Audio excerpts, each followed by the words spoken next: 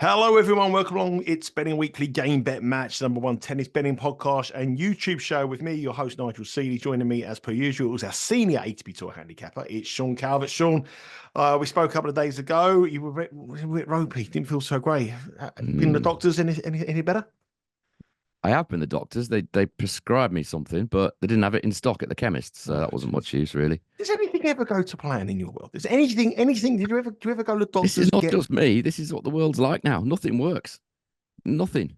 You can't rely on anything working at all. I mean, I don't expect stuff to work, to be honest. So I'm never really that disappointed because this kind of it's what the world's like now, isn't it? Yeah, she reckons I've got some sort of post-nasal drip, which is like you get from these like virus. If you have all these viruses, which I've had about 100 of them this year, they don't go completely, and it just a bit of it sort of lodges around, and you've got to have steroid stuffed up your nose to kind of get rid of it. But they don't have the steroid in stock, so I've got to come back tomorrow and see if they've got it in stock. But yeah, that's where I'm at the minute. I'm running at about 60%, but that is what it is. Well, the weather's beautiful. It is outside the garden. Great. Get some sun on you. I have been sat in the garden, but it's not an instant fix, is it? It's not going to be like you've had half an hour of sun now. Everything's absolutely fine. But the weather's great. Can't complain, as I never do. No, you never. No, you never do. Have you ever heard Sean complain? He's wrong, Sean. Someone said to me, Sean was complaining. I say, it's Sean Calvert. You must be joking. When I complain, it's justified. People need to know about this stuff. There's people here that have listened to my thing about Madrid and think, well, don't fancy going there, and rightly so. And there's places where I've gone, oh, this tournament's brilliant. You got this and you got that, and people, it's vital information. To be fair, there isn't many of them. I don't recall many where you've come back says brilliant and not. Well, brilliant maybe is not a word I use that often. I don't think I've ever heard you use the word brilliant. It isn't one of my favourite words, I must admit. No. Acceptable, decent is what I use quite often. Fair. But yeah, there's loads of decent tournaments. Like Rome's, a great tournament. I wouldn't put anybody off going there. Madrid. Well, yeah, Madrid, so sure. No. Madrid is obviously last week. It's all about Rome this week. The countdown to the French Open continues. The weather conditions have changed. Last night we had a bit of rain, and today I'm watching the down match here. Glorious sunshine. Looks nice. What's it like tomorrow? Good? Yeah. Lovely. They've had the usual delay for a spectator taking ill for about 25 minutes. Oh, no. Is it me, or does that seem to be happening pretty much all the time now? Well, on this podcast, more the spectators get ill when they come back from the tennis, not at the tennis. They get ill when they come back. They get hypothermia, they get sore throat, they get ill. That's just me. That's the people on the show, well, specifically me. To answer your question, I think it just happened loads of times and people just carried on with their day-to-day business and never really bothered about it. I mean, I've been to football matches, soccer matches where people have passed out next to me with crowds back in the day. I've seen guys ill. I've seen guys drunk and pass out. Well, nowadays they stop everything, don't they? They stop. I think it happened, do. But I think it just everything stops now. The health and safety is much more of an issue. It does annoy me, I must admit, because I wouldn't be surprised. So there's a guy who's fallen over. He isn't fallen over. It's self-inflicted. They're really unfit. They probably haven't. How do you know that? You can tell by looking at them. You can tell. I saw a very thin lady completely full, and I caught her. She probably hadn't drunk anything. People don't do the right things. If you're sat in there, it's hot today at Rome. If you're sat there, it's very steep as well, on that court, isn't it? The stairs are incredibly steep. If you're unfit and you're in row Z, you haven't had any water all day, and it's like 30 degrees, and you're climbing up them stairs, it doesn't surprise me that your body's going to have a bit of a rejection. I just don't think people take enough care and attention. That's what I think. Well, hopefully the woman or the person who passed out is okay, and make sure they get into the gym. Sean wants you to get fit, get some water down you. Just unnecessary delays all the time, isn't it? It's avoidable. Very avoidable. You say unnecessary delays? There's a medical. I've never passed out. Actually, I have. I fainted at Wimbledon once, but I got straight back up. That's when you saw the price of the. That's when you saw the price of the Pimm's. I was about 17 then.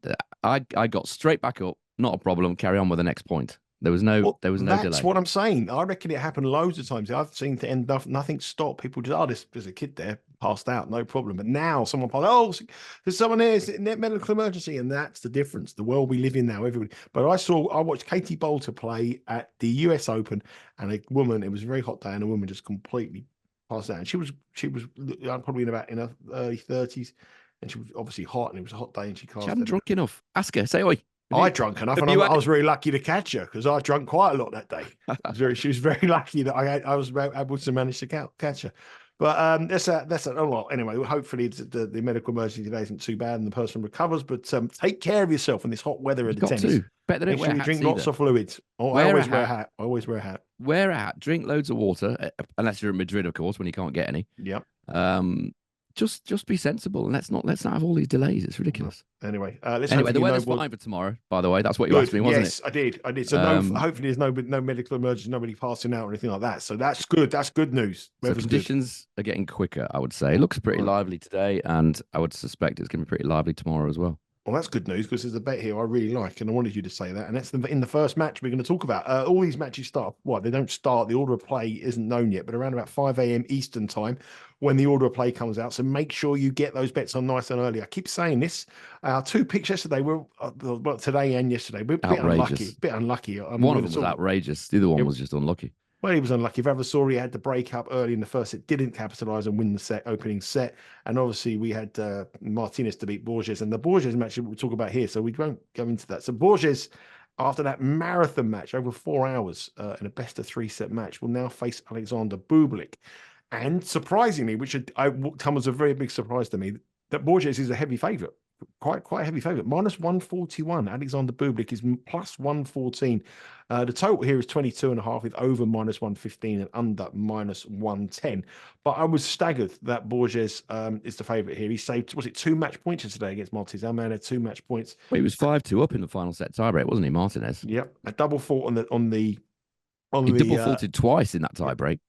It was a strange game. It was a very, very strange match. It was kind of a typical Martinez match in many ways. Most of his matches are like that, which is why I don't like watching them. It was 3 hours, 38 minutes plus for that. I mean, it's 5-2 up in a final set tiebreak. You would expect him to win, and Borges didn't look in the bet. He was stretching his quads out, and he looked ready to go. But in typical Martinez style, he managed to just say, "I don't want this. You have it." Yeah, which is what happened. It was a very strange match. Lots of fluctuation. I think there was 5 match points between the two of them before the final match point was taken, with a double fought for Martinez against Borges. But Borges, after that epic match, he's now -141 against Bublik. You said it's getting it quicker, which will suit Bublik here. Bublik played well in Madrid in quick conditions. He got through to the last 16. He got beat by Medvedev, but Medvedev always beats Bublik, so I wouldn't be too shocked about that. But I just couldn't understand why Bublik's not the favourite here. Do you know any reason for this? It's just the clay numbers. People look at Bublik and sometimes he just doesn't turn up, like in Monte Carlo. Was it Korda who beat him something like 6-1, 6-2 or something like that? Sometimes he just doesn't fancy it. And, his clay data isn't great, but neither is Borges. As I pointed out in the Martinez match, Borges doesn't have particularly great clay data. It's mediocre at best. But Bublik made the last 16 here last year in Rome. He was a final set tiebreak away from beating Casper Ruud as well. I mean, he was miles behind on the stats, but he almost nicked it against Casper Ruud and made the quarterfinals. Beat the aforementioned Martinez and Ben Shelton on his way there, Bublik. So it's obviously, with the conditions being quicker as well, you would suspect that he would fancy it. This season he's shown far more desire to overcome problems and deficits than in his career to date. In the old days, if Bublik lost the first set, you could pretty sure he was going to lose the match. Now he's kind of turned that on his head a bit. He still does have the days where he just doesn't show up. But as you said, Borges was struggling physically at the end of that match against Martinez. I've also got a question mark about Borges against big servers. He has managed to win a few against big servers. He's played Isner, Berrettini, and Shelton. And in those 3 matches, there were 6 tie-break sets.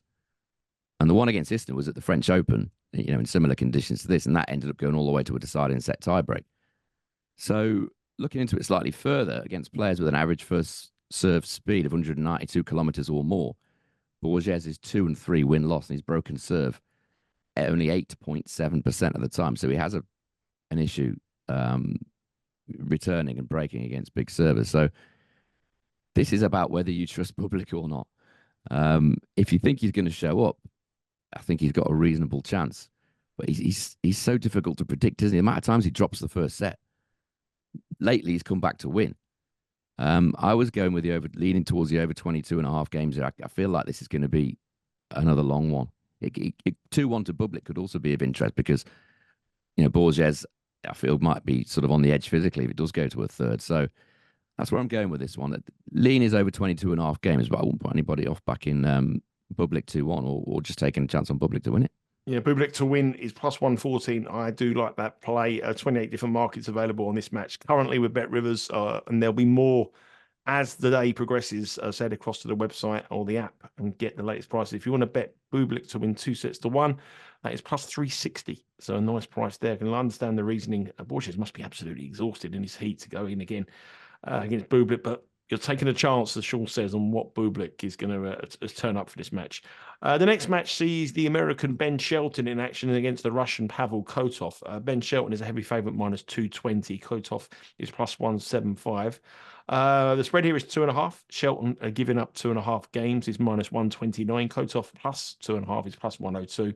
And the total again here is 22.5 with over minus 122 and under minus 105. I can imagine a few people wanting to bet the over here. The last match for Shelton on clay was in Madrid, where he got beat by Bublik in 2-1 in a long match. Kotov beat Nicholson, another American, in round 1 here in Rome, but a more difficult opponent in Shelton here. The conditions are fast, as Sean has said, and this is the first time the two players have ever met. How do you think about this one? Shelton, a lot of people are talking up Shelton on the clay because of the conditions quicker. I know he's won 5 and only lost 1 this year on the dirt, but I think he's got a lot to prove on the clay. Yeah, I mean, he won Houston on the clay, but very different, type of clay. There, obviously lost to Bublik in Madrid. You know, I think he's a work in progress on European clay. The fact that it is probably going to be a bit quicker tomorrow will probably help him, but he's still too short based on his clay court stats. Last 12 months on this surface at main level, his stats are okay. Service points won and return points won total of 102, and a service hold and break total of 104. Kotov's the same, 102 total and 107. Excuse me. Service hold and break total. So Kotov slightly ahead on the stats, and if you're looking at the money line, there's no value in Shelton there. Spare me a second while I sort my voice out. Kotov for me a little bit suspect against left-handers, but he was pretty close against Tabilo and Indian Wells at a match that I sat through for what felt like a very long time, and his backhand held up pretty well. So I'm not sure. I mean, his backhand is suspect, Kotov. I'm not sure I'd fancy him in really quick conditions against Shelton, but on this clay as well, Kotov should have taken a set off Sinner in Madrid, failed to serve it out. Couldn't possibly back Shelton at these odds. It's much too short. I feel like over 2.5 sets, excuse me, is probably the play here. Plus 135 at BetRivers. I feel like Kotov, in some way, holds a little bit of value against Shelton. I'm slightly worried about the matchup, but I think his serve might cause Kotov some problems. But I can't see Shelton. Shelton shouldn't be that short, and I can't see him winning this easily, is the bottom line. Yep. Difficult. So you take your time, Sean, because I've got to read a special offer here and a parlay boost. So you take some, have a little glass of water and make sure you're okay. Kotov is plus 135 to be over 2.5 sets, which Sean has touched on there. If you want to bet the over on the total, it's over 22.5 is minus 105. Lots of different markets, and the trend here really is a long match between Kotov and Shelton, and head across to the BetRivers website to find the best bet that you would like to take. I did say there is a parlay boost, and it's a net gains daily parlay boost. Score more value on your tennis parlay each day with the BetRivers net gains profit boost. Log in every day to claim your profit boost for a tennis parlay, then make your tennis parlay of at least 3 legs. Each leg must have odds of minus 150 or longer. Depending on your loyalty level, you'll get a boost of at least 25% and as much as 50%. See the BetRivers app for more details and grab your parlay boost. And while you're on the app, remember, if you do place a wager on any of these matches, I know it's a nice early start tomorrow, 5 a.m. start time, but you'll be able to watch it from bed, on your phone, on your tablet, on your laptop. You'll be able to bet live and watch live with BetRivers. Okay. You okay now, Sean? All good? For now, yeah. Okay, let's crack on. The next match we're going to speak about is Khachanov against Shevchenko. Khachanov is minus 385 to win this match. Player that I always wanted to fade on clay, but he's showing a little bit better in the last couple of years. He's the 16th seed this time around. He's up against Shevchenko, who's plus 295, who I can never get right. The spread here is 4.5. Khachanov giving up 4.5 is plus 106. Shevchenko minus 4.5 is minus 136. And the games are one lower. than the opening two matches at 21.5 with over -112, under -114. They met already this year last year, in Metz indoors, and it was Shevchenko who won that match in the quarterfinals 6-4, 6-4. There has been a bit of money around for Shevchenko, and currently the plus 395 with BetRivers is the best price in the land, or plus 295 is the best price in the land. What do you like here? I think Shevchenko's a little bit of value here. I'm not sure Khachanov should be this short against Shevchenko in his opening match of a tournament where he hasn't got a particularly good record, Khachanov. He got beaten by Gregoire Barret here last year. I think he's a -588 favourite, I think he was. Got beat by Barret, who's rarely at his best on clay. And he's only 4-6 win-loss in his career in Rome. And his service points won and return points won total at this tournament is 98.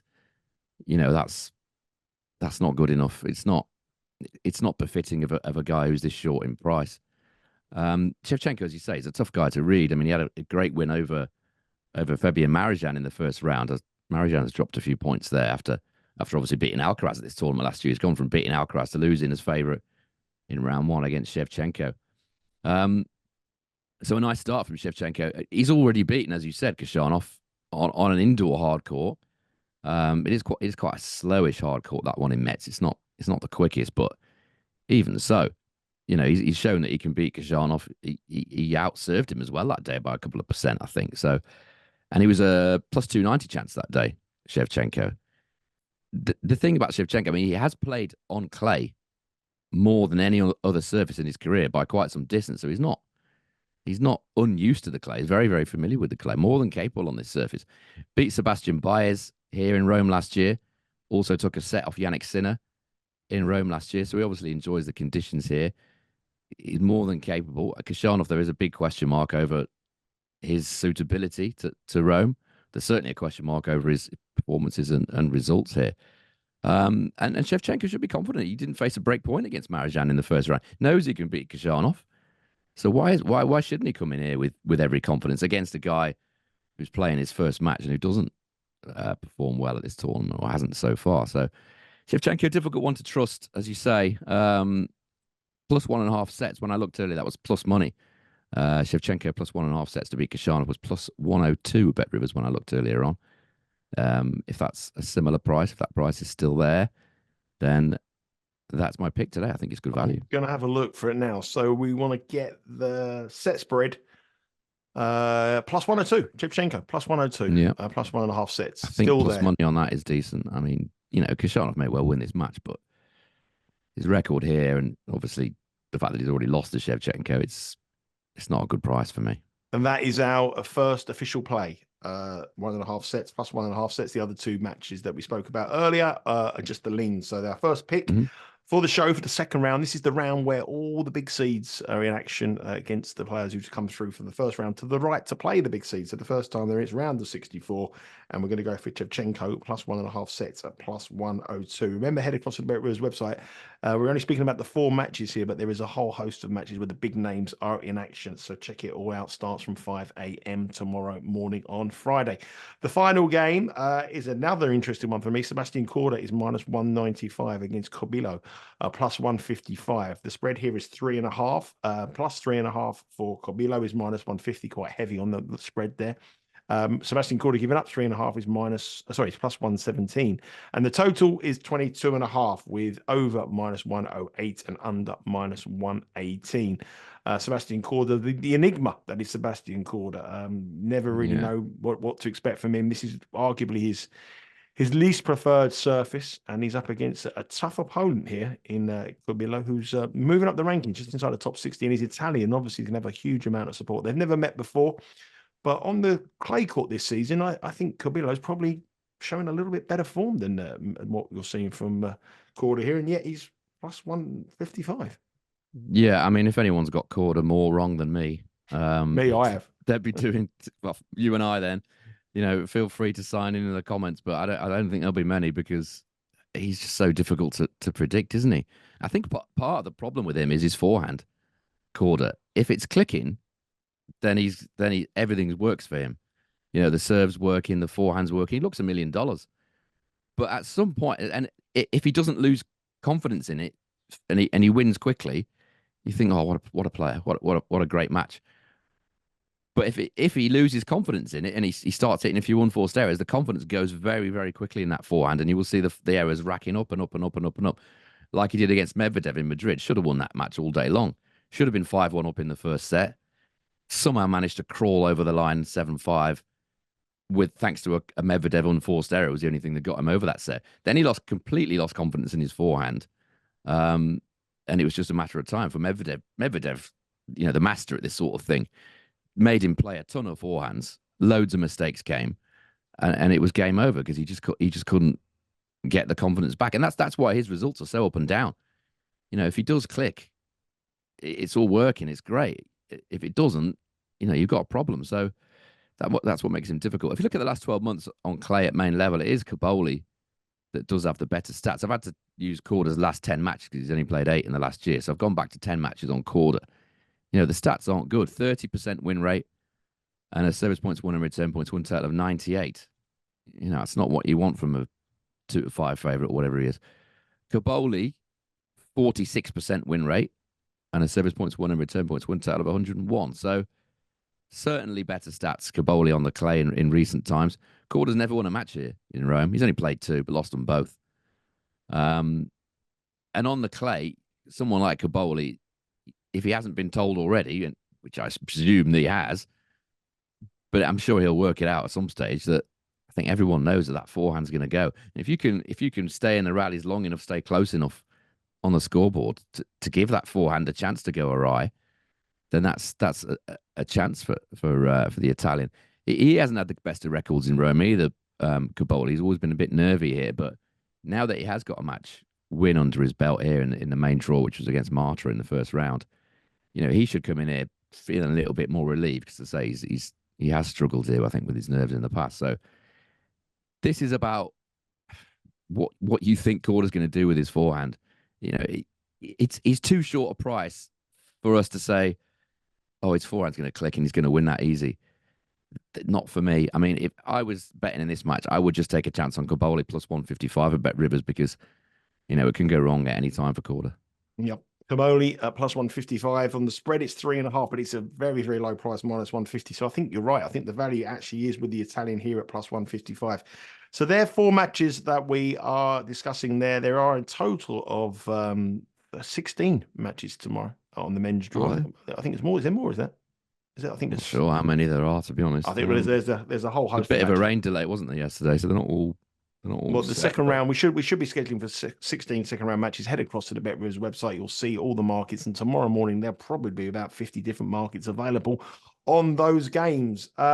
Remember to subscribe to Betting Weekly Studios on YouTube. You can also download the podcast, Betting Weekly Game Bet Match, on your preferred podcast provider.